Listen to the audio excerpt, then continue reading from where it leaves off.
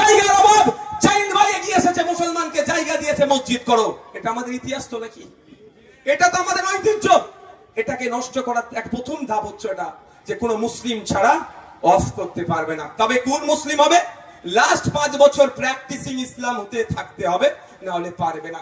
এবার আপনারা বলুন যে প্র্যাকটিসিং ইসলামের ডেফিনিশনটা একবারের জন্য বলে দেয়নি, কি সংজ্ঞা হবে, শুধুমাত্র বলেছে প্র্যাকটিসিং ইসলামের বাইরে নয়। এবার বলুন প্র্যাকটিসিং ইসলাম কাকে? এত বড় যে জুব্বা পড়বে সে, যার দাড়ি এত বড় হবে, এরকম কিছু বলা নেই। যে 5 ওয়াক্ত নয় 6 ওয়াক্ত তাহাজ্জুদের নামাজ পড়বে সে প্র্যাকটিসিং ইসলামের মধ্যে থাকবে।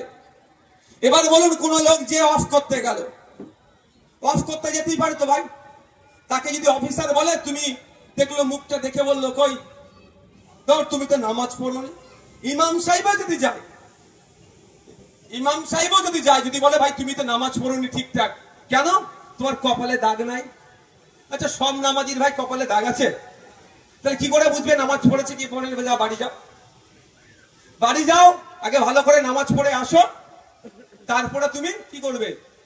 অফ করবে। সেই ইমাম সাহেব রাগের বাড়িতে গেল, আমাদের কথা বাদ দেন, আমি ইমাম সাহেবের কথা বলছি, 2,500 টাকা মাইনে দিতে তাকে আমরা একদম তার জান খেয়ে ফেলবো ভাব করি। গজব আমাদের উপরে এমনি আসছে, আমাদের ভুলের জন্যই আসছে। যাক, ইমাম সাহেবের নামাজকে, শরীর খারাপ হলো নামাজ পড়াতে হবে, 2,500 টাকা দিয়েছি তাকে আমি, পুলিশ বাবা। যাক, তো ইমাম সাহেব বাড়িতে গেল, রাগে কপালে কিছু দিয়ে দাগ টাগ করে, কপালে দাগ করে আবার পরের সপ্তাহে এসেছে, আমার কপালে দাগ, আমি নিয়মিত নামাজ পড়ি, তো আমি দান করব। যদি অফিসার বলে এবারে 29টা রোজা গেল, আপনি 4টে ছেড়ে দিয়েছেন, 25টা রেখেছেন, ঠিকঠাক মুসলমান আপনি নয়, আবার 5 বছর পরে রোজা রেখে আসবেন, কিছু করতে পারবেন? পৃথিবীতে কোনো মেশিন আছে আমার গায়ে লাগিয়ে বলতে পারবে রোজা রেখেছি কি রাখিনি, কটা রোজা রেখেছিল বলতে পারবে? তাহলে আমি যে অফ নতুন ভাবে করতে যাব, তাহলে আমার সাথে বৈষম্য হচ্ছে। সংবিধানের 15 নম্বর আর্টিকেল কি বলছে? এটা শুধু মুসলমানদের উপর আঘাত দেওয়া হচ্ছে না, জাত, ধর্ম, বর্ণ, লিঙ্গ, ইভেন জন্মস্থানের পার্থক্য নিয়ে কারোর সাথে বৈষম্য করা যাবে না। হিন্দু এন্ডোমেন্ট অ্যাক্ট, আমার হিন্দু ভাইদের মন্দির, ধর্মস্থানের সম্পত্তি রক্ষার্থে ঠিকঠাক দেখভালের জন্য হিন্দু এন্ডোমেন্টস অ্যাক্ট আছে। সেই অ্যাক্টে কি বলা আছে? 5 বছরের জন্য হিন্দু হতে হবে, তারপরে তুমি সম্পত্তি দিতে পারবে।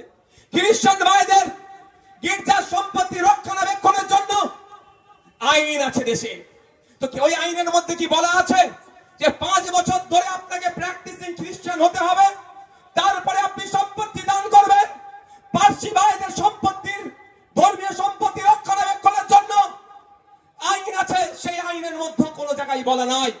শিখ ভাইদের গুরুদুয়ারার সম্পত্তি রক্ষণাবেক্ষণের জন্য কিভাবে চলবে, কমিটিতে কারা থাকবে, আইন আছে, সে আইনও কোনো জায়গায় বলা নাই যে আপনাকে 5 বছর ধরে শিখ হতে হবে, তারপরে আপনি দান করতে পারবেন।